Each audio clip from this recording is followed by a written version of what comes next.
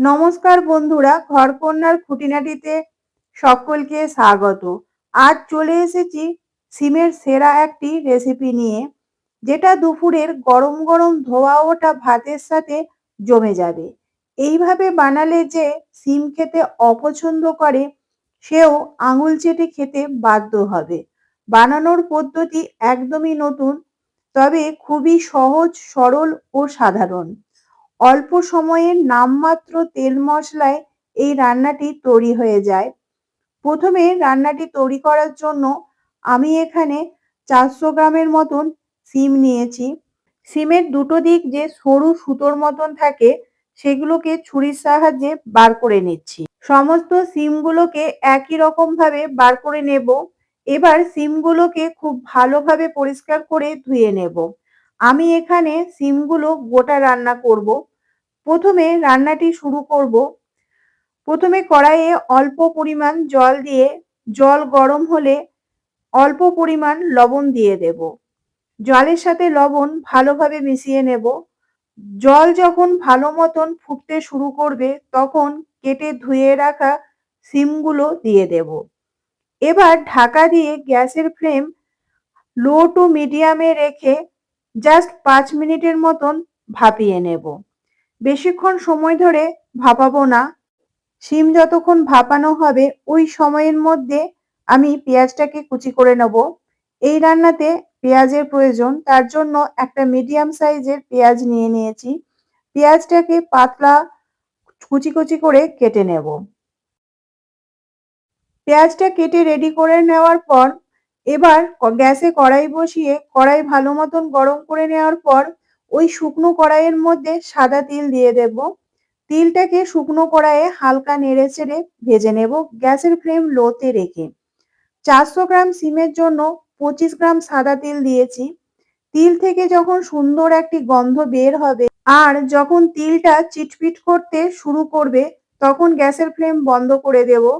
তিলটাকে নামিয়ে নেব কড়াই থেকে। দেখুন তিলগুলো হালকা লাল করে ভাজা হয়ে গেছে। এবার মিক্সিং জারে ভেজে রাখা তিলগুলো দিয়ে দেব। সাথে 1 চামচ পরিমাণ পোস্ত দিয়ে দেব। আপনারা চাইলে সাদা তিল দিয়ে করতে পারেন, পোস্ত না দিয়ে। প্রথমে শুকনো অবস্থায় মিহি করে পিষে নেব।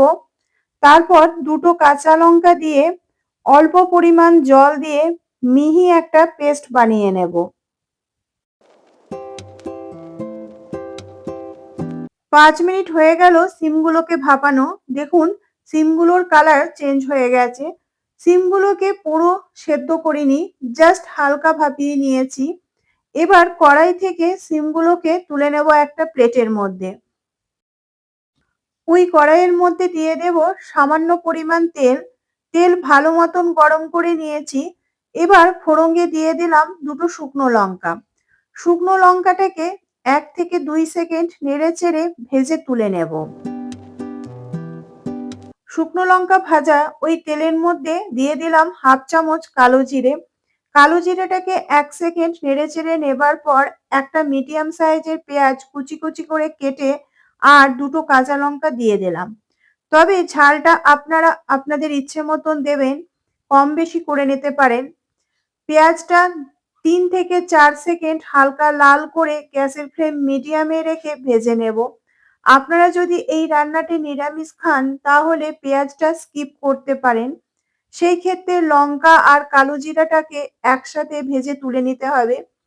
তাতে এই রান্নার স্বাদের কোনো পরিবর্তন হবে না। পেঁয়াজটা হালকা করে ভাজা হয়ে গেছে, এবার তুলে নিলাম। ওই কড়াইয়ের মধ্যে দিয়ে দিলাম 1 টেবিল চামচের মতন সর্ষের তেল। খুব বেশি তেল দেব না, তেল ভালো মতন গরম করে নিতে হবে। আর খুন্তির সাহায্যে তেল কড়াইয়ের চারিদিকে ছড়িয়ে দেব। এবার শিমগুলোকে কড়াইয়ের মধ্যে এক এক করে দিয়ে দেব। শিমগুলোকে চারিদিকে দিয়ে ছড়িয়ে দিতে হবে। সমস্ত শিমগুলো কড়াইয়ের চারিদিকে ছড়িয়ে দিয়ে দেওয়ার 1 মিনিট পর শিমগুলোকে উল্টে দিতে হবে। শিমগুলো লো টু মিডিয়াম ফ্লেমে ভাজতে হবে। এইভাবে প্রত্যেকটা শিমকে উল্টে পাল্টে লাল করে ভেজে নিতে হবে। শিমগুলোকে যত উল্টে পাল্টে ভাজবেন তত রান্নার স্বাদ কিন্তু ভালো হবে। 3 থেকে 4 মিনিট সময় ধরে উল্টে পাল্টে সিমগুলোকে ভাজা হয়ে গেছে। এবার সিমগুলোকে তুলে নেব একটা প্লেটের মধ্যে।